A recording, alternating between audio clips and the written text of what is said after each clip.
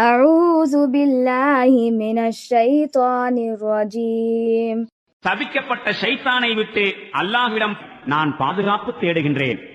كذلك أرسلناك في أمة قد خلت من قبلها أمم لتتلو عليهم الذي أوحينا إليك وهم يكفرون بالرحمن قل هو ربي لا إله إلا هو عليه توكلت وإليه متاب.